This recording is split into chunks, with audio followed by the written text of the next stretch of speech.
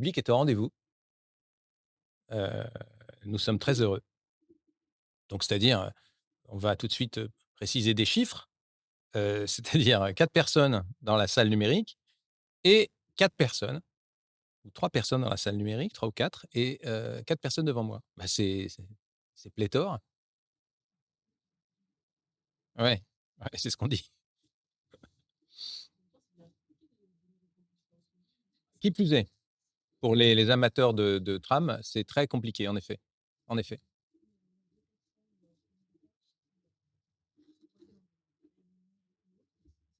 Mmh.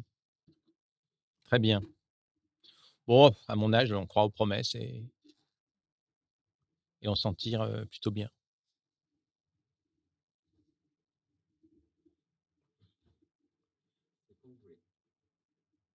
Bon, ce que je note, hein, je le dis pour tout le monde et en particulier pour la salle numérique, c'est que notre, collègue chercheur doctorant Sédic Benlaksira, qui est à côté de moi, multiplie les prouesses technologiques. Nous sommes environnés, comme sur un plateau, d'enregistrement professionnel. Voilà, donc merci Sédic, vraiment, tes efforts sont remarquables et nous les apprécions beaucoup. La technique, ça a parfois du bon, hein. Vous remarquerez parfois. On commence? Alors allons-y.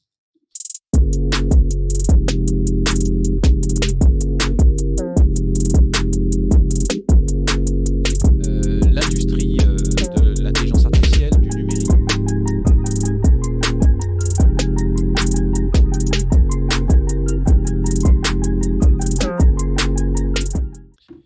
Bonjour à toutes et à tous, je suis Thierry Ménissier, enseignant-chercheur en philosophie politique à l'université Grenoble-Alpes et responsable scientifique de la chaire éthique et intelligence artificielle. Cette chaire est un programme qui s'inscrit dans le cadre de l'Institut pluridisciplinaire d'IA de Grenoble, MIAI, et il bénéficie du financement du plan France 2030, mis en œuvre par l'Agence nationale de la recherche. Alors cette chaire existe depuis 2019 et réunit un collectif de contributeurs et contributrices d'une vingtaine de chercheurs de plusieurs disciplines, à savoir 6 disciplines de sciences humaines et sociales, qui sont associées pour comprendre le sens des transformations induites par le déploiement de l'intelligence artificielle dans la société. Alors, parmi les programmes de la chaire, ce séminaire éditorial vise à faire le point sur la riche actualité éditoriale, donc dans le domaine de la réflexion à portée philosophique sur l'intelligence artificielle, aussi bien que sur le numérique et les expressions robotiques de cet ensemble. Les choses ont rapidement évolué, en quelques années et de fort rares qu'elles étaient, les publications sont aujourd'hui, extrêmement diverses et variées, notamment touchant les divers aspects éthiques et politiques. Alors au point que cette richesse engendre une certaine difficulté à y voir clair et ce séminaire est destiné à, trier les propositions et à retenir celles qui, à nous autres, dans la chaire éthique et IA, du fait de cette expertise, pluridisciplinaire, philosophique et d'assez longue durée, maintenant nous permet de, le faire justement. Alors les contributions, qui nous paraissent originales et intéressantes, voire importantes pour la réception sociétale, éthique et politique des systèmes technologiques contemporains, alliant le numérique et l'IA, eh bien ces contributions sont invitées à notre table. Alors pour cette 5e séance, de ce séminaire, nous recevons aujourd'hui Marius Bertolucci. Bonjour Marius. Bonjour professeur Ménissier. Pour son ouvrage «L'homme diminué par l'IA», qui est paru aux éditions Hermann et qui vient d'obtenir le prix 2024 de l'Association internationale Jacques Ellul. Félicitations. Je vous remercie.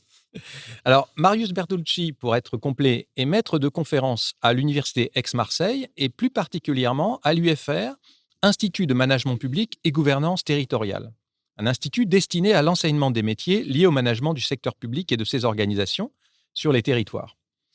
Alors, notre invité est titulaire d'un doctorat en sciences de gestion, soutenu à l'université Aix-Marseille en 2016 et qui portait précisément sur, voici son titre, le rôle de l'intuition dans les processus décisionnels. Une étude comparée entre les services de secours et les forces armées. Une bonne lecture pour les vacances, je pense. Alors, ce travail, expliquez-vous, interrogeait, je cite, la place de l'intuition dans les organisations à haute fiabilité. Alors, l'intuition, évidemment, un des modes extrêmement importants et non moins mais aussi mystérieux de l'intelligence. Alors, je reprends la citation. Là où soumis aux plus hautes exigences de l'action, c'est-à-dire dans les organisations à haute fiabilité, les hommes et les femmes ont dû se doter de capacités décisionnelles exceptionnelles. Ainsi, nos travaux de recherche s'intéressent à la place que font les acteurs de ces organisations à l'intuition et comment ils la considèrent, l'utilisent, et ce afin d'en retirer des connaissances utiles à toutes les organisations. Alors, c'est à partir de ce genre d'entrée que notre invité d'aujourd'hui se trouve proche de la démarche de la méthodologie philosophique, telle que nous l'entendons, nous autres, dans la chaire en philosophie pratique. Ces travaux concernent la description du monde social à travers des concepts qu'il emploie pour comprendre et évaluer les situations contemporaines vécues par les acteurs sociaux dans le contexte des organisations publiques et privées. Alors, la manière de procéder de notre invité évoque bien entendu cette tradition philosophique, je viens de l'évoquer, dans laquelle nous nous retrouvons dans la chaire éthique et IA, c'est celle de la philosophie pratique, plus particulièrement éthique, politique, philosophie des techniques, qui vise à proposer des concepts pour décrire et évaluer les situations.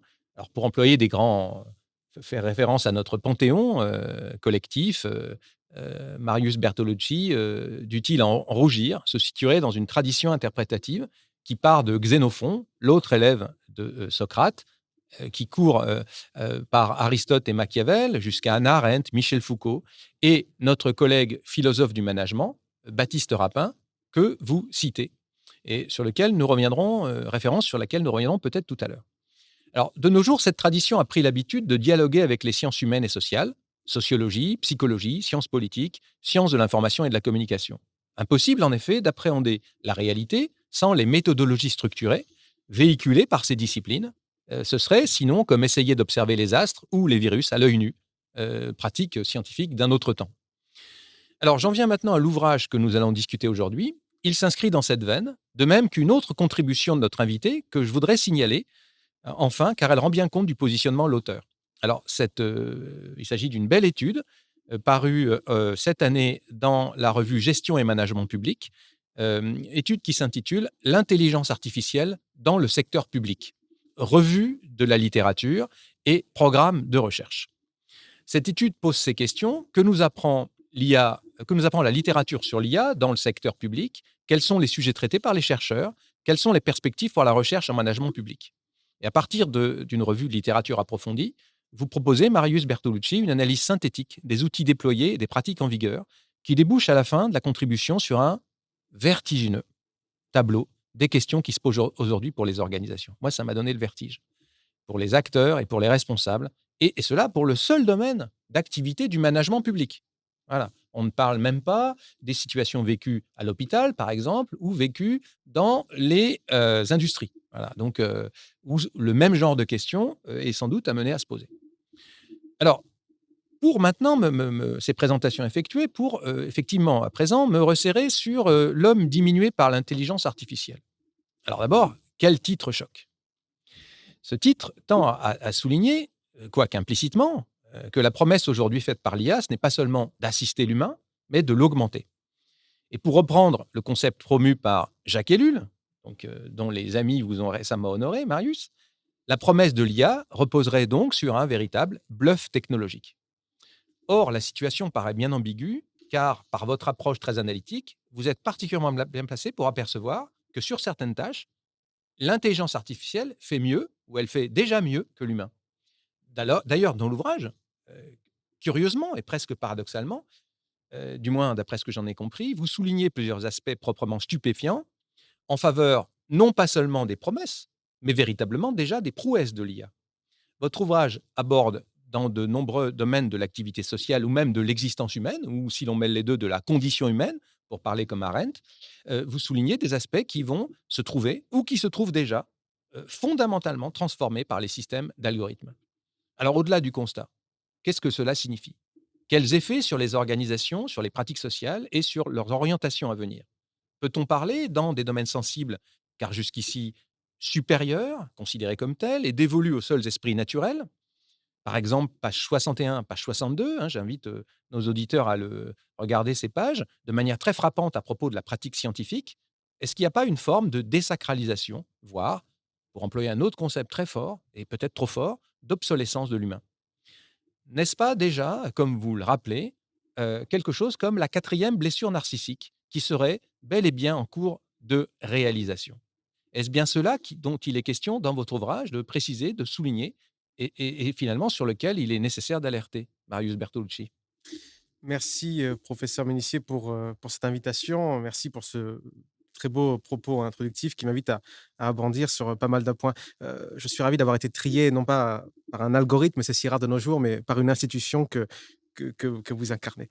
Un point que je voudrais aussi évoquer immédiatement, c'est que vous avez évoqué l'article «État de l'art sur la recherche en agent public». Comme vous pouvez le voir aujourd'hui, je n'ai pas ma casquette de chercheur en agent public, mais oui, c'est d'être sérieux et rigoureux, mais mon nœud papillon, d'intellectuel de combat. Et donc là, de brasser tous les sujets, d'espérer avoir du verbe en la matière pour combattre au nom de l'homme et au nom des Lumières. Hem, j'alerte, je dis toujours que tout ce que je fais, c'est rappeler le réel et le réel, en l'occurrence, c'est la violence. Quand je vois, on prend les exemples là qui me vient immédiatement, à l'esprit, le fait que le gouvernement des Pays-Bas tombe en 2021, du fait du recours à des algorithmes, discriminatoires avec un taux d'erreur à 94, qu'on utilise, de 2013-2020. Bon, c'est une catastrophe. 2 090 enfants retirés à leur famille, 30 000 familles endettées, bon, et cetera, et cetera. Quand j'en parle à des fonctionnaires de différents ministères lors d'une formation qui ne sont pas au courant, je me dis que c'est terrible. Donc, j'ai vraiment cette volonté d'alerter, mais je ne fais que rappeler le réel. Et mon travail, c'est d'absorber tout ce qui est possible d'absorber, pour un seul homme sur le domaine de l'IA, depuis les relations amoureuses en passant par l'armement, la démocratie, bon, et cetera. En rendre compte et bon, parce qu'il faut bien justifier son traitement d'universitaire, mais aussi pour le plaisir de créer quelques concepts. Mais le gros de mon travail, ce n'est que de rassembler et de jeter à la face, des esprits mercantiles le retour du réel, du retour de l'IA. Vous avez évoqué, Baptiste Rapin et je tiens à lui rendre hommage immédiatement et oui, c'est un panthéon. Je ne serais pas là si je n'ai pas été, biberonné, dressé aux ouvrages de Baptiste Rapin qui m'a donné envie, d'écrire des livres, de lire des livres pour essayer de comprendre le monde de manière assez globale. Parce que quand il est question alors la quatrième blessure narcissique de l'humanité, ce n'est pas de moi, hein, c'est du philosophe Marc Alizard. Peut-être, je peux rappeler les 3 premières qui sont de Freud, hein. Il nous dit, bah, avec Copernic, on a compris que la Terre n'était pas au centre de l'univers. C'est quand même terrible à accepter. C'est quand même plus agréable d'imaginer que Dieu a créé pour nous, cette terre magnifique, que nous sommes, le fruit de la création divine au cœur de l'univers. Bon, une fois qu'on perd cette certitude-là, c'est assez difficile à accepter. La deuxième, c'est, Darwin. Le fait que nous soyons le fruit d'une évolution hasardeuse et une nouvelle fois, nous ne sommes pas le fruit de la création divine. La troisième, c'est Freud qui l'énonce, c'est que nous ne sommes pas maîtres en notre propre maison, pour reprendre les termes de Freud. L'homme, surtout l'homme des Lumières, avec sa volonté, sa puissance, se rend compte qu'en sa propre maison, il est malmené. Bon, mais je suis trop sartrien pour considérer que Freud ait raison en quelques matières. Et la quatrième, eh bien, c'est Marc Alizard. C'est le fait que la seule chose qui nous restait, c'était de croire que nous étions l'entité la plus, intelligente en ce bas monde et que l'intelligence était, le propre de l'homme. Et je crois que nous vivons l'humiliation face à la machine. Alors, vous avez évoqué l'obsolescence de l'homme, bien sûr, on pense à Gutters Anders, quand il parle de le fait que l'homme se sente humilié face à la qualité des choses qu'il produit, mais face aux IA, face à GPT-4 et osons penser à 3 5 ans. Osons pas plus que cela, hein, parce que bon, on a tous une vision à court terme en matière d'IA. On passe notre temps à être ravis de trouver les petits manquements dans les différentes IA. Osons penser à 3 5 ans, je n'ose même pas dire à une génération. Heu, nous sommes face à une humiliation parce que si l'IA, augmente en capacité, moi ce que je vois et c'est le titre de l'ouvrage, l'homme diminue. L'homme est diminué, il est blessé psychiquement par cela. Donc je vois là les courbes sont croisées, une IA qui augmente et un homme qui diminue. Et là l'alerte me semble-t-il est plus que nécessaire. Je ne suis qu'un technocritique, si j'ose dire. C'est intéressant, la dernière émission, Le meilleur des mondes sur France Culture, lorsqu'ils voulaient évoquer les techno-BA, alors c'est pas le terme qu'ils ont utilisé, et en faut leur opposer, ils n'ont pas évoqué les technophobes, ils ont évoqué les technocritiques. Comme si être technocritique, c'était déjà de trop. Oser critiquer la technique. D'ailleurs, c'était quand même intéressant. C'est que nous ne sommes pas dans le meilleur des mondes, ni dans 1984, certains points nous sommes déjà, mais par rapport au langage. Pourquoi nous utilisons le terme technologie en lieu et place du mot technique? C'est que nous n'avons même pas un logos sur la techné. Alors, je prends le mot technologie non pas au sens d'ellule, le bluff technologique, l'ensemble des discours sur la technique comme étant le lendemain qui chante, mais il y a très peu de penseurs qui critiquent la technique ou peu connus du grand public en tout cas, semble-t-il, c'est parce que le mot, il nous échappe. On l'utilise à mauvais escient. La société n'est pas la sociologie. Donc la technique n'est pas la technologie. Je considère, mais comme tant d'autres, que la technique mérite d'être pensée, et bien plus que la technique aujourd'hui, c'est le visage, enfin, qu'elle prend, c'est l'IA. C'est le facteur social total. Heu, pour tout vous avouer, je revoque Baptiste Rapin, je voulais sortir de la lourdeur des méthodologies en termes de gestion, d'articles académiques qui ont aucune utilité, et l'État académique le sait, hein, depuis 15 ans, elle l'écrit. Donc c'est ignoble, j'en ai la nausée, c'est tout à fait inacceptable. Vous êtes bien maître de conférence en sciences de gestion? Oui, pour renverser la table. D'accord. Parce que le menu est tout à fait indigeste. Nous sommes pour la plupart des parasites. Mais j'y reviens, je me suis rendu compte que la recherche en management public était inutile. Je suis un bon universitaire que je tente d'être en tout cas. Je suis allé voir la littérature académique qui dit que les centres de gestion de manière globale, depuis 15 ans, c'est inutile. Mais force est de constater que les organisations publiques, je prends celle que je connais le plus, déjà sont devenues des organisations, les institutions ont disparu, mais ce sera un autre sujet peut-être qu'on va évoquer. Est-ce que nos institutions publiques sont organisées selon les dernières avancées de la recherche? Bien sûr que non. C'est une évidence absolue. Mmh. Ça prouve bien que l'argent public ne sert à rien. Les sociologues d'organisation sont là pour comprendre les organisations. Les chercheurs en management ont la prétention de comprendre pour agir. Mais c'est pas ce qui se passe, bon. Et donc, j'ai voulu écrire un ouvrage en voulant comprendre le monde. Rien que ça, hein, un peu d'innocence du devenir, et je me suis dit que le meilleur moyen, c'était la postmodernité pour comprendre, le monde de manière globale. Et donc je lis, je travaille, et puis, à peu près au bout d'un an, je crois, je retrouve la date pas en particulier, je vois une catégorie dans mon fichier qui commence à grossir, qui s'appelait, intelligence artificielle, et il y a eu un jour où j'ai séparé les 2 fichiers. Alors j'ai toujours le fichier sur la postmodernité qui sera un ouvrage, plus lointain, je me suis rendu compte que c'était le facteur social total. Et mon côté technocritique, parce que oui, j'aime quand même, j'ai quelques lectures sur Ellul, un peu de Gunther Sanders, beaucoup de Baptiste Rapin, et donc c'est vrai que la technique, ça m'intéresse. Mais j'ai l'impression que ça m'est tombé dessus, et l'homme diminué, ce n'est pas tant un point de vue que je voulais démontrer, c'est là de la pure induction. J'évoque des centaines de faits, d'études, de chiffres pour essayer d'être académique, sans ne pas faire peut-être trop valoir mon expérience du monde, quotidienne. Il suffit de voir, l'état de notre jeunesse vis-à-vis des écrans et des algorithmes qui président derrière ces écrans pour les rendre accros. Vous évoquiez les scientifiques. Je pensais que les scientifiques seraient le dernier bastion, les plus protégés en termes de capacité cognitive face à l'IA, et c'est pas le cas. Alors, le management qui est, pour moi le visage précédent qui n'est pas mort, qui avait pris la technique, désormais c'est l'IA. Le management avait détruit les institutions universitaires pour en faire des organisations à produire des compétences pour les étudiants, et de l'article, de l'H-index et autres pour les chercheurs. Hem, eh bien, les chercheurs, ont été les 1ers dans différentes disciplines. J'évoque un colloque qui s'est tenu, je crois, alors je ne sais plus si c'est au MIT ou une grande université états-unienne, où, on pensait réunir 50 personnes, on en a réuni un millier. On se rend compte qu'il y a, des centaines d'articles académiques où les chercheurs courant derrière la nouveauté et le sexy pour produire, pour, publier des articles, utilisent de l'IA dans tous les sens, font n'importe quoi avec ça et publient n'importe quoi. Donc même là où la raison devrait être préservée dans cette tour d'ivoire que j'aime tant, qui s'appelle l'université. Même là, l'IA, ça percole et ça casse. Ça me semble catastrophique. Hem, Qu'est-ce que je peux vous dire d'autre? Enfin, je reviens quand même sur un point sur l'ouvrage, de manière, comment ça m'est venu? Parce que j'ai évoqué mon nœud papillon de combat. J'aimerais, écrire avec, comme Baudrillard, ce que je ne fais pas d'ailleurs. J'ai besoin d'avoir des centaines de faits, de chiffres, et cetera, pour coller, parce que je considère que le moi est envahissable.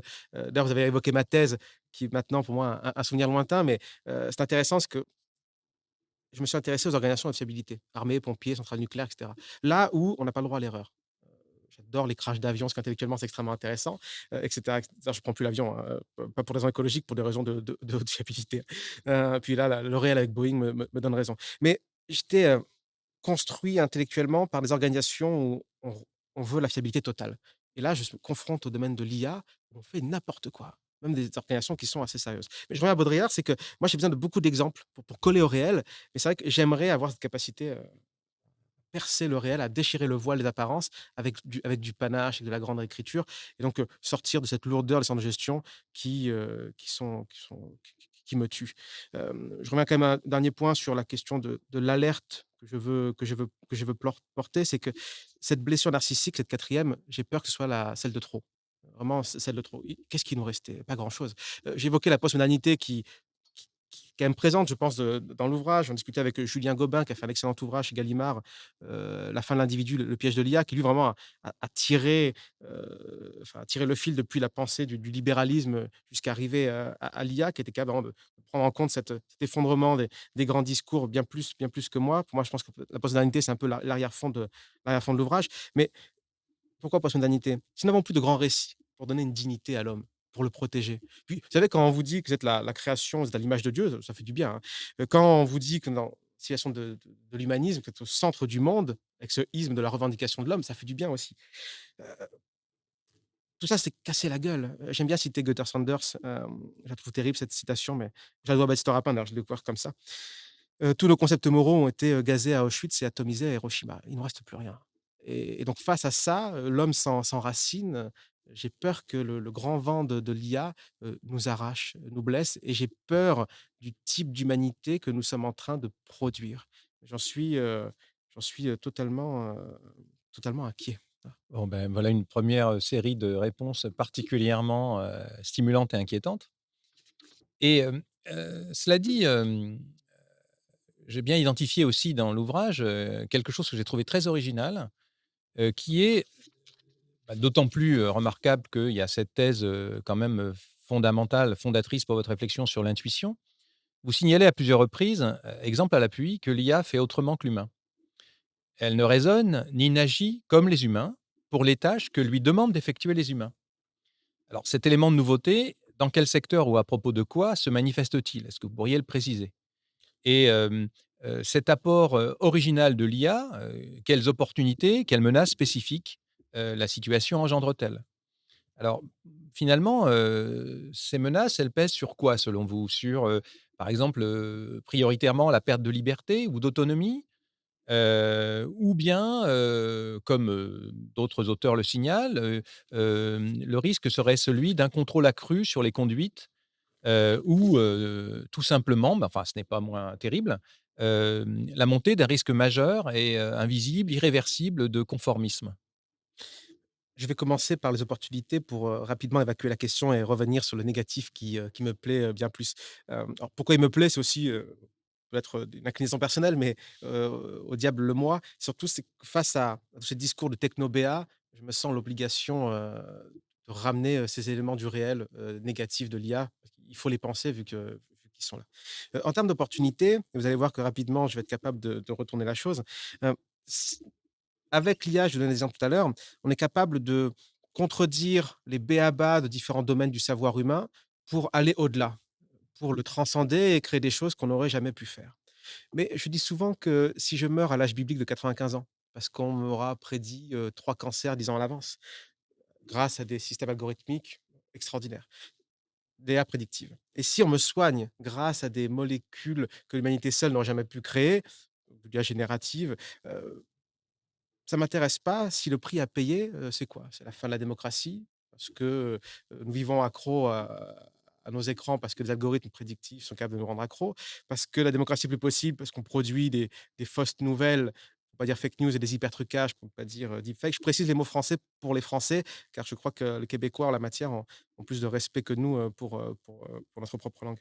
Hem, donc les hypertrucages et cetera. Donc si la démocratie n'est plus possible, si les relations amoureuses sont plus possibles, parce qu'il y a des milliers de personnes qui sont en relation amoureuse avec leurs IA. Et là, avec les IA qui ont des voix, humaines, trop humaines, vous avez dû voir Wall-E 2 de Microsoft. En gros, on n'est plus capable de discerner si nous parlons à un humain ou à une machine, parce que la voix est très humaine. Ce qu'a dit Microsoft, c'est: «Bah, écoutez, on va pas le dévoiler, on va le garder dans le laboratoire». J'ai peur. C'est-à-dire que dans 5 ans, 10 ans, on l'aura tous. Puis, c'est-à-dire que s'ils ont été capables de le faire, d'autres sont capables de le faire. Donc là, quand on est plus capable de savoir si on parle à une machine ou à un homme, Harari disait: «La démocratie est finie».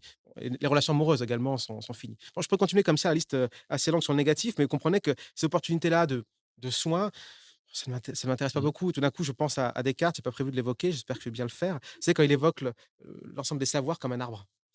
Alors, aidez-moi si je me trompe, mais la métaphysique, c'est le tronc, Oui. la physique, c'est la après physique, médecine, sciences morales. Mmh. C'est Bon, ça, oui. ça, je suis pas trop mauvais là-dessus. Sur les différentes branches, la médecine, ce n'est qu'une branche et puis la métaphysique, c'est le plus important. Aujourd'hui, si le seul but, grâce à l'IA, ce qu'on nous vend chaque fois l'IA, c'est pour soigner les cancers. Si le seul but de l'humanité, c'est, d'aller des hommes, le petit bien-être et une vie longue, mais anémiée, Mmh. pour les Est-ce raisons que que j'ai vous évoquées. diriez que c'est une sorte, les humains un peu lucides sont face à un nouveau pacte faustien? Absolument. Oui, vous savez, moi, je me lève le matin en me disant que je dois sauver la civilisation des Lumières. C'est pas qu'une façon de parler, hein, très sérieusement, je me dis cela. Il faut essayer d'apporter sa pierre à l'édifice. Je pense que je suis assez convaincu que ça ne servira strictement à rien en termes de conséquences. je ne suis pas utilitariste, je ne suis pas un anglo-saxon, donc je ne suis pas médiocre là-dessus. J'espère, j'étais nietzschéen dans ma jeunesse, il y a encore des relents, mais j'essaie d'être kantien. J'essaie d'être sur le principe, absolu. Donc même si je ma raison tend à me dire que ça ne servira à rien, des masses, heu, à l'œuvre, je vais quand même essayer et puis, j'aime le panache du geste inutile, mais du beau geste. Je reviens sur la question, pacte faustien ou plutôt des différents domaines. Alors, je vais prendre, DeepMind. Avant qu'on parle d'OpenAI avec ChatGPT, on parlait beaucoup de DeepMind, qui est une start-up qui a été rachetée par Google. Alors, j'ai plus le chiffre précis, mais c'est intéressant de voir les rachats, souvent à plusieurs milliards de structures où il y a, 10-20 personnes. Bon et donc là, DeepMind, alors ils ont été rachetés que 500 millions, je crois, c'était en 2014, c'était en 2014, donc c'était l'ancien monde. Je considère être l'anti-Daniel Handler. Quand je dis anti, ce non pas au sens, je m'oppose à lui, loin de là. C'est que, en la matière d'IA, je crois dans le bouquin, s'il y a une date avant 2015, voilà, il faudrait me fouetter, en termes d'éléments techniques. Ça va tellement vite que tout ce qui est, dans des époques antérieures, hormis le niveau des idées bien sûr, je mets de côté. Mais je reviens donc sur, DeepMind qui est extrêmement la structure est extrêmement intéressante. Si on prend le cas de AlphaFold 2. AlphaFold 2, donc c'est une IA qui est capable, à partir des chaînes d'acides aminés, de comprendre la structure des protéines. Bon, on avait 50 000 structures de protéines. Après des décennies d'expérimentation, on avait compris leur structuration en 3 dimensions. Quand vous comprenez la structuration en 3 dimensions d'une protéine, vous savez à quoi elle sert. Il y en a 200 millions. Comprenez que ça aurait pris, des siècles, voire des millénaires. Bon, ben là, les 200 millions, désormais, on les a grâce à AlphaFold 2. Petit point, mais AlphaFold 3 est sorti, l'année dernière. Maintenant, on comprend l'interaction des protéines avec leur milieu.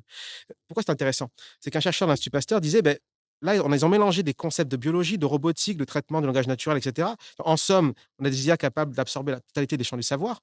Depuis l'époque de Descartes, ce n'est plus possible et au-delà de ça, c'est que pour comprendre les agencements des acides aminés, heu, l'IA ne prend pas en compte les liaisons chimiques, ce qui est impensable pour un être humain et donc là, c'est un exemple, j'en prends 2-3 autres, où l'IA, va bien au-delà parce qu'elle trahit presque, ce que nous pensions du monde. L'Alicine, le MIT en 2020 développe un antibiotique qui tue les bactéries ultra résistantes, mais d'une manière qu'on n'avait pas pu imaginer, qu'on n'avait pas imaginé auparavant. Si vous prenez, AlphaStar qui est, donc là AlphaStar, AlphaGo, AlphaFold, on est toujours chez DeepMind, c'est une IA qui bat les meilleurs joueurs à StarCraft, qui est un jeu de stratégie en temps réel, où vous créez, une base militaire, une quarantaine d'unités. Donc là, c'est en temps réel, c'est quand même plus intéressant pour les IA, on n'est pas sur un plateau avec, du blanc, du noir, où on voit tout ce qui se passe. Bon, heu et là, ce que disait un expert, alors je rappelle quand même que ces IA-là, elles jouent contre elles-mêmes, c'est de l'apprentissage par renforcement. AlphaStar, en 14 jours, elle absorbe 200, enfin, elle crée 200 ans d'expérience et elle fait mieux que les meilleurs êtres humains. Là aussi, je trouve qu'il y a une humiliation terrible pour l'homme, hein. Prenez une vie entière d'êtres humains qui sont extraordinaires pour jouer à ce niveau-là. Un humain à StarCraft, c'est 300 actions par minute. Là aussi, c'est intéressant, c'est quand on combat, on met des IA qui combattent des humains, on réduit l'IA à un niveau humain. Pas plus de 300 actions par minute. Ne pas être plus précis qu'un humain en termes de clics. Sinon, on n'en parlerait même pas là, on battrait les humains, enfin, on les bat déjà à plat de couture, mais ce serait encore pire et ce que disent les experts d'AlphaStar, c'est, beh, l'IA, elle prend des stratégies, connues et elle les renverse et elle fait Mmh des choses auxquelles on mh. n'aurait jamais pensé. Je prends AlphaGo. Alors je n'aime pas parce qu'il est tellement évoqué AlphaGo que c'est pas très intéressant, mais AlphaGo qui bat les meilleurs joueurs de Go. Mais il y a un point qu'on n'évoque jamais. Alors, un premier point en termes d'alerte et d'humiliation, c'est que Lysidol dit, après avoir perdu le grand joueur de Go: «Bon, je vais continuer». 2 ans plus tard, il dit: «J'arrête». Il prend sa retraite, Et oui. je cite: «Il y a une entité qui ne peut être vaincue». Alors, mon coréen étant inexistant, je ne sais pas si le mot entité est une bonne traduction, mais c'est intéressant. Là, l'humiliation. Il faut regarder le documentaire, hein, il est sur YouTube. On voit, il porte le poids du monde sur ses épaules. Vraiment, Et alors, si je reprends ouais, mon histoire de pacte faustien, oui, en somme, nous sommes dans la position, du docteur Faust. oui. Heu, Si j'entends bien, ces promesses, prouesses de l'IA sont telles que c'est comme cette connaissance infinie que Méphisto promet, propose. Méphisto, ce serait les grandes maisons d'IA aujourd'hui alors? Oui, il faut quand même Vous accusez quand même dans l'ouvrage, ce monde de l'innovation, ouais. financière et technologique qui, ne peut pas trouver, face à ce qu'il propose de, résistance organisée. Alors ce que j'entends bien en lisant en ayant lu l'ouvrage de près, ni pour les individus dans, ce côté, donc, des consommateurs qui sont directement touchés par les propositions d'innovation, ni les organisations, entendues par là, inclus là-dedans les institutions dont le rôle est pourtant normalement de structurer l'existence indépendamment des acteurs ou parfois contre les acteurs privés. Alors, je crois que sur le point de distinction entre organisation et institution, je crois qu'on a un point de débat qu'on a pu avoir par courriel. Là, en la matière, une nouvelle fois, je suis, rapinien au sens de Baptiste Rapin. Une institution, à racine, indo-européenne ST, qui est présente, nous le dit, ça renvoie donc, institution, justice, Staat, instituteur, et cetera. Ça renvoie au mât du bateau, à la verticalité, au stable, et cetera. Bon, les institutions ont disparu à cause du management et tout est devenu plus que organisation. Et donc, même s'il y a marqué institution sur les frontons des universités, c'est totalement faux, voilà. C'est devenu des organisations qui fonctionnent, bêtement, et méchamment. C'est-à-dire que nous avons perdu les structurations sociales qui permettaient d'accueillir le monde, les nouveaux venus dans le monde, pour parler avec Hannah Arendt, et pour les protéger et les constituer. Je prends l'institution, je prends l'État. Regardez ce qu'est l'État, regardez ce que sont nos politiques. Heu Charlie Hebdo me posait la question sur, sur les questions d'IA, et donc je leur disais tout le mal que je pensais des politiques, et donc à mon propos, Bertolucci: «Bon, les politiques sont nuls, patati patata». Ligne du dessous, député de la Porte PS qui dit, je cite: «Les députés sont largués, d'ailleurs ça va trop vite pour nous». Je vois ça, j'ai cru député PS de la Porte. Il m'a pas répondu. Je lui disais: «Écoutez, cher monsieur, voilà, je suis le chercheur», parce qu'il y a que moi pour l'instant et 3 doctorantes en agent public travaillent là-dessus. J'ai un bouquin là-dessus, j'ai un fichier de 500 pages à l'époque. Il a été assistant des poussières depuis 2 3 mois. J'ai voilà, je suis à votre disposition. Écoutez, peut-être que cet homme-là a mieux à faire que sauver la civilisation des Lumières. Je ne sais pas. Donc les politiques sont nulles, et les institutions européennes, c'est un point que j'aime beaucoup évoquer, le 21 novembre 21 avril 2021, premier texte qui donnera l'AI Act, je le dire en français, mais on connaît rarement le terme, le RIA, il ne prend pas en compte l'IA générative, alors que l'IA générative, c'est dans la presse. J'ai écrit à un juriste d'une institution européenne pour être bien sûr de mon propos. Il me dit: «Oui, c'est vrai, on est nul. En 2021, on ne voit pas l'IA générative parce qu'on est focalisé sur l'IA prédictive». Bon, ils sont nuls, il ne faut pas compter à ce niveau-là. Pourtant, c'est dans la presse. Je ne sais pas comment on fait. Quand on est député européen, qu'on touche plus de 7 000 € par mois, qu'on a des gens intelligents sous la main, comment on fait pour passer à côté de ça? Donc, en la matière, ils ne servent à rien pour nous protéger. Pourquoi je dis ça? C'est parce qu'il faut rappeler que les meilleures IA du monde ne sont pas créées par le public, sont entre les mains d'acteurs privés. Parfois, on l'oublie. J'en discutais avec Baptiste Rapin, pour tout vous avouer, il y a peu de temps à Lille, pour un congrès de la Société de philosophie de gestion. Il disait: «Mais Baptiste, tu te rends compte que quand j'étais petit, dans les années 90, ou plutôt années 80, on avait l'idée que les techniques les plus avancées, c'était dans le milieu militaire». C'est fini aujourd'hui. C'est l'inverse. Le monde s'est vraiment renversé. Les États sont humiliés dans leur capacité à gérer. Regardez, comment Sam Altman est reçu par les chefs d'État. Il est reçu comme le pape. Je ne sais pas si on reçoit aussi bien le Saint-Père que Sam Altman. Mais en même temps, parce que Sam Altman, c'est lui qui désormais qui a la puissance divine. Je suis effaré par ça. Je suis effaré D'accord, oui. de Oui, autant de petitesse. Un dernier élément sur le oui. cas français. On avait Jean-Noël Barrot qui était ministre délégué au numérique. Alors moi, j'aimerais avoir un ministère de l'IA, plein exercice. Alors que l'IA est en plein boom, on passe à un secrétariat d'État avec Marina Ferrari, qui n'a aucune connaissance dans le numérique. Alors, elle avouait par elle-même, d'elle-même, récemment, elle disait qu'elle avait des connaissances en la matière. Non, quand vous gérez, l'administration d'une entreprise, à Chambéry, pas très loin, qui s'occupe du numérique, c'est pas pour ça que vous travaillez dans la Silicon Valley. Donc, aucun poids politique, parce qu'être conseillère municipale d'une ville qui s'appelle Aix-les-Bains, votre tonton était le député du coin, donc aucun poids politique, aucune capacité, à connaître dans le domaine. Mais pourquoi j'évoque tout cela? Bon, pour arriver à ce niveau-là, à son qu'elle a des compétences en la matière, mais c'est-à-dire que l'État français, alors qu'on est en plein boom de l'IA et ça menace, tous les aspects de l'existence, on rétrograde de Jean-Noël Barrot, un ministre délégué, à secrétariat d'État. Mais c'est une catastrophe. Enfin, je pourrais multiplier l'exemple, Peut-être ad qu'en nauseam. France, tout de même, l'exécutif, Ouais, donc la plus haute magistrature de l'État, la présidence de la République, ouais. se garde la compétence réelle. Notre président Emmanuel Macron est quelqu'un qui, a un discours articulé, sur, l'IA. D'ailleurs, il est, je dirais techno-push. Heu, donc c'est pour ça qu'on a peut-être un secrétariat d'État, minoré Ouais. du fait du poids de l'exécutif directement. Alors, dans ces cas-là, Heu, pour laisser la technique, oui. faire son œuvre. Vous savez, j'aime bien rappeler qu'au XXe siècle, on a laissé la technique faire son œuvre. Je reprends les caractéristiques, enfin les différenciations des ordres, dans des comptes Sponville, entre l'ordre technico-scientifique. Chaque ordre doit être arrêté parce qu'en chaque ordre ne contient pas en lui-même un principe pour l'arrêter. Donc le technico-scientifique, il doit être arrêté par le politique, il doit être arrêté par la morale, après par l'éthique, dans la distinction qu'il fait, mais de ça de côté, et pour certains par le divin. C'est-à-dire que si on laisse le technico-scientifique dicter, ses règles, alors, on vit dans un état de barbarie.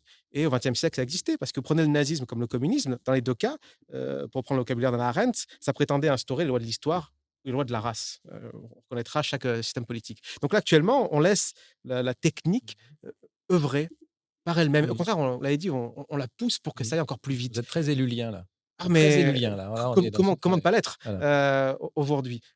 Alors justement, Oui, vous évoquez pour, peut-être, compenser, arrêter cet ordre technico-scientifique, vous venez de le dire, un ministère de l'IA. oui. Alors quelles seraient ses prérogatives, comment ça fonctionnerait? Alors, j'ai pas réfléchi précisément, comment ça va fonctionner, mais à minima, il faudrait avoir un ministre de plein exercice, de l'IA. Parce que quand on utilise le terme numérique, vous ferez peur à personne. Juste le terme à dessein. Quand je pense à Gunther Sanders qui dit, «On nous a traités de semeurs de peur», oui et tant mieux, parce que la plupart des hommes n'ont pas conscience de ce qui se passe et n'ont pas la capacité à développer, une peur, une sainte peur vis-à-vis de ce qui se passe et donc Un j'espère, ministère de l'IA destiné à faire peur. alors non, non, mais enfin, le terme d'IA pour pas mettre le terme numérique, parce que si vous Mmh. dites numérique D'accord. ou Ouais, ouais. digital, vous ferez peur à personne. C'est là depuis 20 ans le numérique, on va dire: «Bon, rien de nouveau sous le soleil». Alors que oui, là, sous le soleil, il y a quelque chose de terriblement nouveau. Donc déjà un ministère de l'IA, quelqu'un avec un poids politique important et avec une vision. Mmh mh. Parce Mmh. qu'il ne faut pas laisser, l'IA, c'est trop sérieux pour laisser ça à des techniciens. Heu, J'étais à Vivatech. Alors pas parce que je voulais aller à la Vivatech, mais j'étais à Paris à ce moment-là. Un ami me dit: «Tiens, on va à la Vivatech». Je dis: «Je préfère dormir». Il me dit: «Non, allons-y», parce que j'étais un peu fatigué. Allez, j'y suis allé.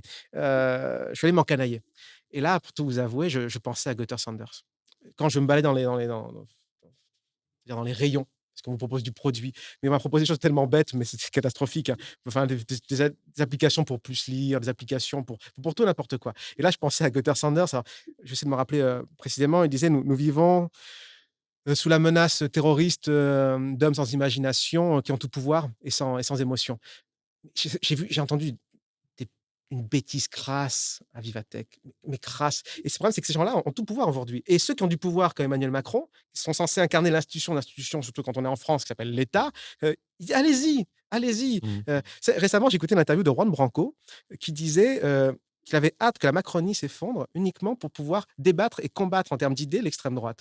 Cette idée que ce bloc central technophile, ce monde du management, c'est des managers, ces Mmh. gens-là. Tout de même, les enjeux de souveraineté Ouais, légitiment la position d'un président de la République. Derrière les enjeux de souveraineté, il oui, y a au-delà, de l'industrie, nationale et donc des emplois, qualifiés, il y a aussi, la dimension, finalement des solutions, normalement, garanties par un État. ouais.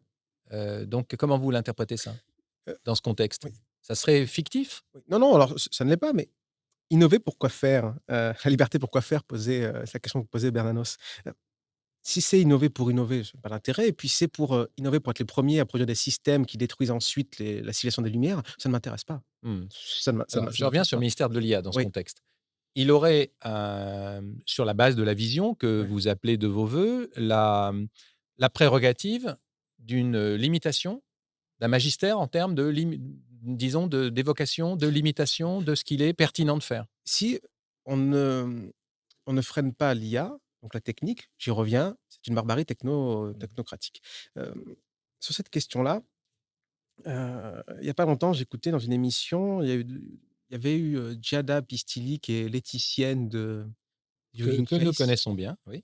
et également une autre émission où c'était Hubert Etienne, éthicien de chez Meta. Alors je plaisante pourquoi? Parce que, vous êtes éthicien, vous ne travaillez pas chez Meta et quand vous travaillez chez Meta et que vous êtes là pendant des années où il y a les pires scandales, si réellement vous faites de l'éthique, non, c'est une catastrophe, soyons sérieux. Non, normalement, vous faites comme Frances Haugen, lanceuse d'alerte, vous prenez les données internes quand vous voyez ce qui se passe, vous les envoyez dans la presse et vous sortez. C'est pour ça d'ailleurs que, alors je sais pas, ça nous amènerait vers un territoire lointain, mais moi le mot éthique, je ne peux plus l'entendre, je ne peux plus souffrir parce qu'on le voit à toutes les sauces, l'éthique du surf, l'éthique de je sais pas quoi. Moi, je veux de la morale. Je veux il y a des choses qui sont bien, des choses qui sont mal, il y a des choses sur lesquelles, il faut dire non. Et donc ces personnes-là qui sont là pour faire une caution, alors on dit greenwashing en mauvais français, je ne sais pas comment on dit pour l'élection d'éthique, mais si on ne dit pas non aux techniciens, j'y reviens, barbarie techno-scientifique. Il faut dire non. C'est la grandeur des Lumières d'avoir, élevé par la raison qui s'élève, qui s'éduque elle-même, qui produit, une morale et qui puisse dire non. Un homme, ça s'empêche, disait Camus. Et là, il faut empêcher les techniciens. Il faut que la technique, je passe souvent comme un extrémiste uniquement parce que je veux que la technique soit gouvernée. Mmh. Voyons, enfin, quand on regarde les conséquences sur la liberté, regardez les plus jeunes. pour ça que je m'intéresse beaucoup à l'éducation et notamment aux plus jeunes, parce qu'eux subissent de plein fouet la déferlante algorithmique sans contrôle. Parce que souvent, quand on pense à l'IA, quand on voit les études sur les méfaits des écrans, quand on parle de gens qui ont plus de 40 ans, ils sont pas trop inquiets, ils parlent: «Oui, oh moi mon téléphone, tout va bien». Il faut regarder, 30 des adolescents, étude du Pew Research Center de décembre 2023, parce qu'en termes d'IA, il faut avoir des chiffres précis et des dates, récentes. 30 des adolescents sont, almost constant, donc ça veut dire, quasiment constamment connectés aux réseaux sociaux, on inclut YouTube. C'est-à-dire que là, vous oubliez tout. Vous oubliez les cours, vous oubliez, les relations amoureuses, j'en ai plus, les chiffres sont là, hein, ça se casse la gueule. Est-ce qu'on doit aboutir à ça? Est-ce que la science des Lumières, pour aboutir à cela, il a fallu des millénaires de combats d'idées, d'hommes qui se sont affrontés, c'est aboutir à cela? Mais si c'est cela, enfin, non, c'est pas possible, c'est inacceptable. Il faut sauver la civilisation des Lumières. Henry Kissinger disait: «Les Lumières sont en train de s'éteindre». Henry Kissinger, qu'on l'attendrait pas là-dessus. Il se foutait de l'IA, il découvre ça, puisqu'il a une conférence sur les enjeux transatlantiques. Il reste scotché sur sa Ouais, vous chaise, expliquez très bien ça dans l'ouvrage. Ouais, ouais. et c'est terrible. C'est-à-dire Mmh. que même des hommes qui sont en dehors, il a conscience, quand il voit cela, que des machines qui apprennent par elles-mêmes sont des catégories qui ne sont pas du tout humaines, sont incompréhensibles pour nous, qui font mieux que nous et qui nous humilient, également. Mmh.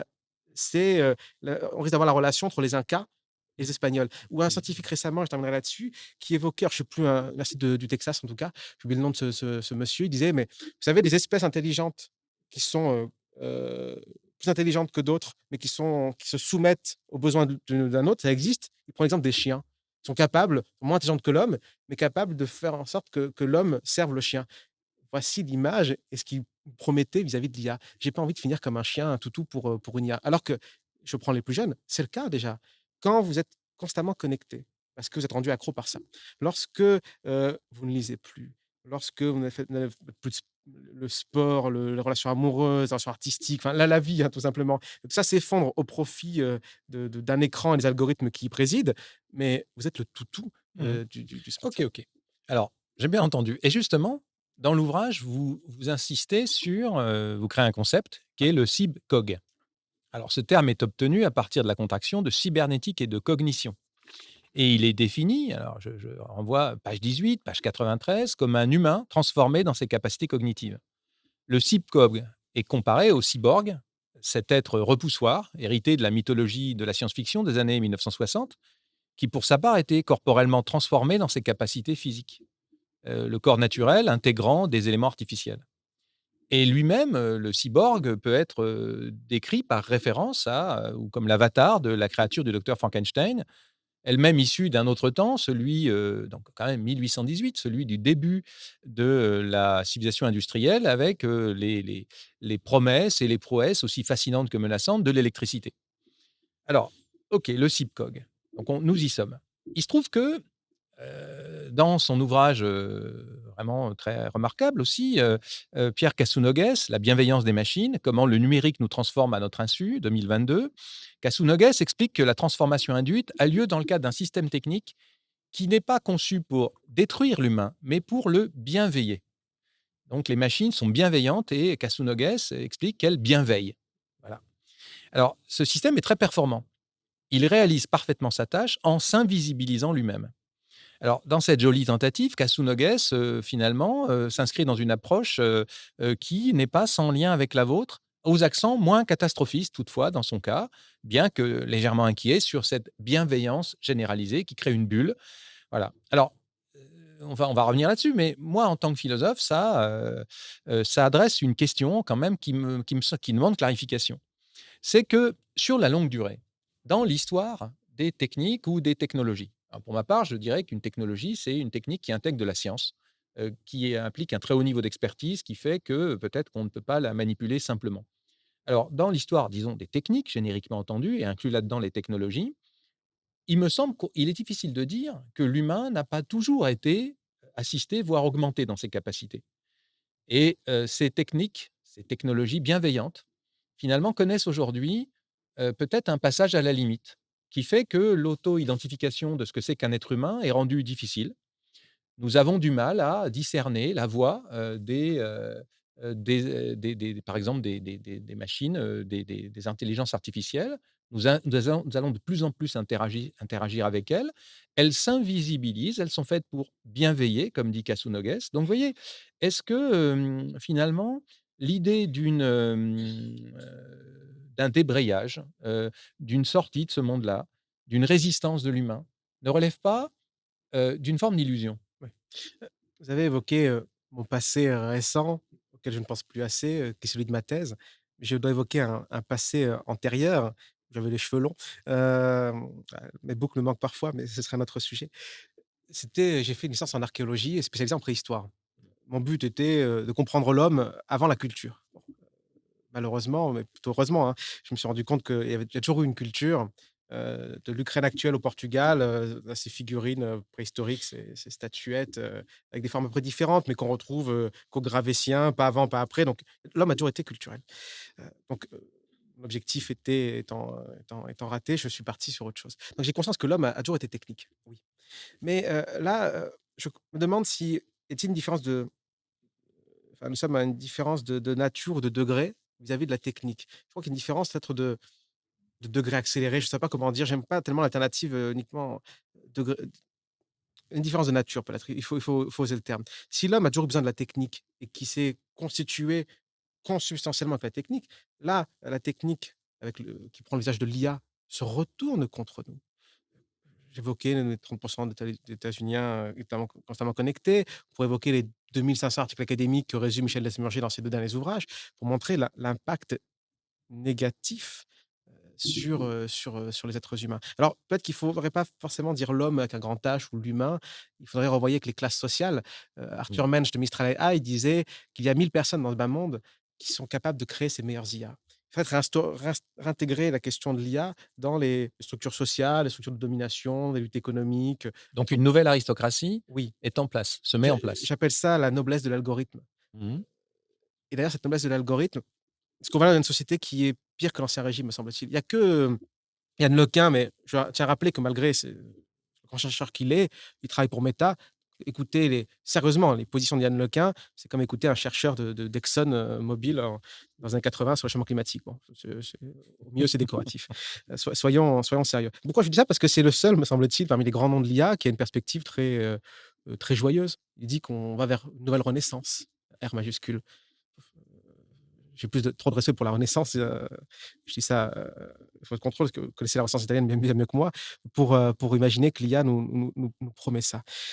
Non, on va vers un régret. D'ailleurs, c'est intéressant, le terme progrès, progresser, régresser, ce sont des termes qu'on connaît. J'ai découvert le terme regret il n'y a pas longtemps.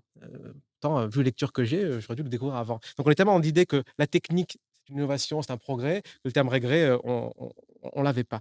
Donc on va vers une noblesse de l'algorithme qui dresse ses enfants, chez Nietzschéen, donc terme dressage plutôt que terme d'éducation, comme il faut. Laurent Alexandre disait que dans l'élite parisienne, alors là, c'est pas seulement l'élite algorithmique, mais à 12 ans, on vous fait lire le Financial Times. Nous, aujourd'hui, 50 des garçons de 12-13 ans, regardent de la pornographie tous les mois. C'est 30 des filles et c'est 20 des garçons de 10-11 ans. Aujourd'hui, c'est le smartphone pour tous, c'est, la destruction des capacités cognitives, à une échelle massive. Donc cette noblesse de l'algorithme dresse ses enfants. Je pense qu'on va arriver à terme à avoir donc des capacités psychiques, ce qu'on appelle le capital neuronal, de cette noblesse-là, qui sera bien supérieure à celle de la masse et également dans les corps. Je crois qu'on va vraiment avoir un système aristocratique où j'imagine le paysan du XVe siècle qui va passer à un aristocrate qui parle bien, qui a un corps qui est bien soigné, bien nourri et qui croit donc à cette fiction que le sang bleu, le sang noble produit une humanité, augmentée, supérieure et cetera. Je pense qu'on va vraiment vers ça. Je voudrais citer Yves Marie qui est un militant associatif, auteur également sur la question du numérique, donc il travaille avec, les enfants dans les écoles et notamment à Marseille. Il disait, je crois dans son ouvrage, il me l'a dit de vive voix, un jour il rencontre une petite fille de 14-15 ans, qui n'a pas de smartphone et qui a des parents qui l'éduquent bien, la petite f les activités sportives, artistiques, lit et cetera. Il était étonné de voir autant de vivacité d'esprit. Parce qu'il est tellement confronté à des adolescents qui sont les classes populaires, qui subissent les méfaits des écrans, tout d'un coup, il avait presque oublié qu'un adolescent qui n'a pas de smartphone, ça peut être ça. Et là, j'y reviens, il y a plus de débat en la matière. On a des 1000 articles académiques pour montrer les méfaits, des écrans. Je crois que si je peux j'évoquais un point tout à l'heure, si je pense pas pouvoir sauver l'humanité, on va quand même essayer, peut-être toucher quelques archipels. Il faut regarder la réalité de la société française, société occidentale. On va parler avec Fourquet et Casselli en termes d'archipels. Donc il y a peut-être certains archipels, qui vont pouvoir se sauver de ça, mais la masse détruit alors ce que j'appelle le capital neuronal. J'essaie d'être pour le coup, dans la suite de Bourdieu. C'est que quand Michel Desmurger parle de crétin digital, il nous dit en gros c'est, je crois que je l'ai noté pour être précis en la matière, c'est la privation, c'est un enfant qu'est-ce qu'un crétin digital?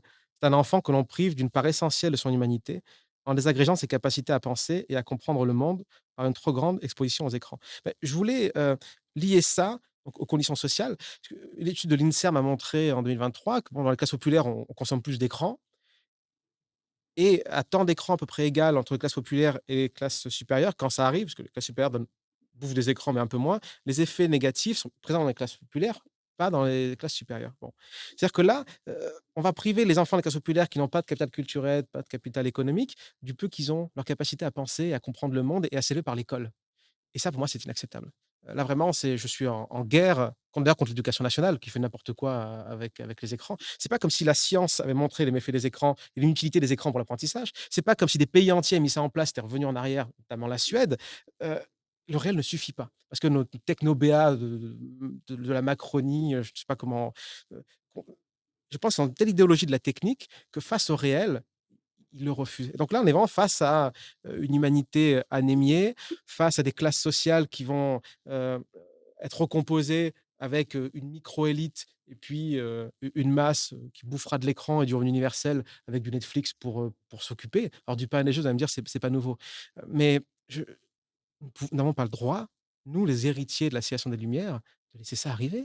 C'est inacceptable. J'ai honte, vraiment. Je me lève le matin en ayant honte et ensuite je suis énervé et après je me dis qu'il faut sauver la civilisation des Lumières. Tous les matins, je commence comme ça et après je bois un café. Alors, on arrive, à la dernière question, Oui. de ce moment où on prend le temps de vous écouter et avec ces compléments par rapport à votre ouvrage, hein, qui est vraiment intéressant. Toutefois, moi, j'ai trouvé une limite, mais on en a discuté et vous avez déjà la réponse. Il me semblait, qu'en fait d'humains diminués par l'IA, on pourrait parler plutôt de nature menacée par le déploiement déraisonnable des technologies. Alors dans la chaire éthique et IA, nous prenons position de plus en plus sur ces sujets. L'industrie, de l'intelligence artificielle, du numérique, de la donnée, connaît une situation faste, héritée des principes de la bonne vieille industrie du 19e siècle, c'est-à-dire, sans limite. Il y a pas de limite, notamment planétaire, il y a pas de limite aux ressources. Alors il est impossible, me semble-t-il, de continuer à agir ainsi, justement si l'on veut être, dans un institut d'IA d'aujourd'hui et pas d'hier, à savoir, donc quelle éthique environnementale pour l'intelligence artificielle? Alors, il se trouve que dans l'ouvrage, il est vrai que vous n'insistez pas tellement sur la menace écologique que les technologies, numériques et algorithmiques, font peser donc sur la planète et sur l'humanité par conséquent, sur la biodiversité, en tant que, elles sanctionnent, elles expriment un stade actuel d'un processus industriel qui lui est d'un autre âge. Voilà. Donc, vous m'avez dit tout à l'heure en aparté que vous avez en fait d'autres préoccupations pour l'instant. Oui, quand je dis que la question écologique en lien avec l'IA n'est pas mon problème, ce n'est pas qu'à titre personnel, comme n'importe quel être humain, je ne sois pas menacé et inquiet de ces questions écologiques. Je lis, les résumés des rapports du GIEC, je vois passer des chiffres. J'adore débattre sur le fait qu'un enfant, c'est 60 tonnes de CO2, avec mes amis écolos comme beaucoup d'enfants qui se plaignent de mon cabriolet, et de sa motorisation et cetera et cetera. Donc je me tiens au courant. Mais pourquoi c'est pas mon problème? C'est parce que, bon, déjà, sur l'actualité de l'IA, c'est très difficile et moi, mon problème, c'est l'homme et c'est la pollution des esprits. Et pourquoi c'est pas mon problème? C'est parce que je parlais du réchauffement climatique. Bon, on est au courant depuis des décennies, on s'en fiche. On continue à faire comme si de rien n'était. Le climat se fout de nos atermoiements, moraux. On a encore augmenté de 1 je crois, le taux d'émission de CO2 l'année dernière, donc ça fait que croître. Je vois des individus qui sont les plus convaincus, voire des militants de l'écologie, qui sont même récompensés pour ça, qui ont des comportements tout à fait, détestables, à titre privé, vis-à-vis de leur rapport à l'avion, à la consommation et cetera. Donc je constate que comme, il n'y a que des discours, j'ai mieux à faire. Et puis, face à la catastrophe, comme disait Francis Cabrel dans Jusqu'au pôle, si c'est déjà trop tard, autant en rire. Donc en la matière, je suis une attitude très, Néron et face à Rome qui brûle. Heu, Est-ce que c'est pas aussi lié à votre défense des Lumières? oui, Les Lumières ah, n'étaient pas, particulièrement sauf, ouais, il y a un naturalisme chez Diderot, mais enfin, bien sûr. les Lumières n'étaient pas spécialement attentives à ça. Oui, bien sûr. Alors, je voudrais pas tellement accuser les Lumières du 18e. parce que on ne peut pas imaginer, me semble-t-il, les conséquences, Mmh. actuelles sur la nature. Mais oui, certainement, c'est que je pense mon problème, c'est l'homme. Avec un grand H. Tu sais cette phrase de Bernanos, alors je sais plus si je l'avais noté quelque part, mais qui nous dit, «Désormais le progrès, il n'est plus que dans la technique. Il y a plus de recherche dans le progrès, pour l'homme, un progrès spirituel, un progrès, politique, enfin l'émancipation de l'homme par la raison, par le droit». C'est ça mon problème et donc c'est vrai que je m'intéresse pas tellement à l'action écologique, c'est aussi parce que je suis accaparé par, ce problème-là. Mais je pense qu'en termes d'épiphénomène, si on soigne la civilisation, si on élève l'homme par le savoir et autres, on soignera l'environnement également. Pourquoi? C'est parce que alors là je peut-être je vois une c'est une boutade, hein, mais Platon, d'occasion, ça coûte la République, ça doit coûter 4-5 €. Vous en avez peut-être pour un an de travail. Vous consommez pas beaucoup. En plus, je prends d'occasion, les d'occasion, le président en parle beaucoup en ce moment. Alors que c'est vrai qu'une PlayStation 5 ou un smartphone avec, derrière, il faut tourner beaucoup de serveurs, il faut beaucoup de matière, beaucoup de ci, beaucoup de ça. Bon, heu, mais mon problème, c'est vrai que mon problème principal, c'est l'homme. C'est plus par tropisme, je sais pas, par c'est mon problème particulier. Vous savez, aujourd'hui, l'industrie, quand on parle d'industrie numérique, industrie culturelle, ça reste, la priorité, c'est une industrie. Je pensais à Charlie Chaplin. On voit l'industrie productivisme du début du XXe siècle qui détruit le corps et l'esprit. On voit ce pauvre Charlot qui devient, dans les temps modernes, complètement fou, qui devient un rouage et quand j'ai vu ça, tout d'un coup, j'étais frappé parce que je me suis dit que désormais, nous sommes tous dans l'usine. À l'heure du capitalisme de surveillance, comme l'évoque, Shoshana Zuboff, c'est que désormais nous sommes tous, pollués. Heu, c'est la pollution de nos esprits et c'est nos corps et nos esprits, non pas simplement dans les usines, mais désormais l'usine, c'est pour tout le monde. L'enfant, son smartphone qui bouffe 10 heures d'écran par jour, il se modifie, par le travailleur zombie, Kasunoges, Mmh mh. je parle de Sycog. Bon, il travaille, Mmh. il est en train de travailler et donc il faut, heu, limiter la civilisation du travail parce que travailler, c'est produire, c'est polluer et donc vous voyez que si je veux sauver cet enfant, l'envoyer faire du théâtre, l'envoyer, lire, discuter, enfin, je pense qu'en faisant ça, je m'intéresse à la question logique à la question écologique, mais de manière, peut-être détournée. Mais voilà, c'est pas mon problème principal. Mmh, d'accord, très bien. C'est au nom du combat Mmh. que j'ai à conduire. Puis j'y reviens, heu, l'écologie, si, on avait voulu agir, on l'aurait fait il y a 20 ans. Là, alors qu'on n'a jamais eu autant de climato-sceptiques, alors que l'évidence même corporelle, on le vit, hein, de changement climatique, dans cette saison, même à Grenoble au mois de juillet, eh bien, on s'en fiche. Alors, je suis effaré de cela, mais je pense que si on rééquipe psychiquement les individus, on les réarme, en termes de pensée, de philosophie ou autre, on modifiera réellement les comportements. Parce qu'au nom de quoi modifier son comportement aujourd'hui en termes de consommation? Au nom de quoi? L'homme postmoderne, il n'a plus rien. Il n'a plus que la petite consommation du dernier des hommes. Donc, il consomme. Donc, le travail de construction, de restauration de la civilisation des Lumières sauvera, me semble, la nature et bien sûr, il faudra contraindre, parce que je pense que c'est ce à quoi vous pensez, cet homme des Lumières qui est en surplomb la nature et qui est un productiviste pur jus. J'aime bien rappeler, à la suite de Rapin et de Johann Chapoutot, le grand historien du nazisme, que le capitaliste, communiste et nazi sont des productivistes. Ils viennent tous de ce monde-là. Johann Chapoutot rappelle, très bien que le mot, Menschen matériel, matériaux humains, enfin, je le trouve, aussi ignoble que le mot ressources humaines. Comment on a pu accepter ça? Je ne sais pas. C'est dégueulasse, hein, tout à fait dégueulasse. Donc oui, bien sûr que vous allez me dire: «C'est inscrit, c'est le produit de la science des Lumières». Certes, mais il n'y a pas que ça et peut-être qu'il faudrait revenir à de la bonne morale kantienne et non pas simplement de l'éthique pour dire non à certaines choses.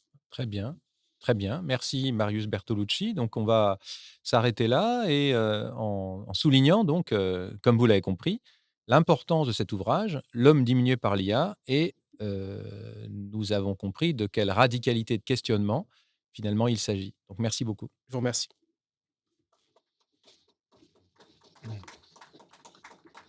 Voilà, standing ovation pour Marius.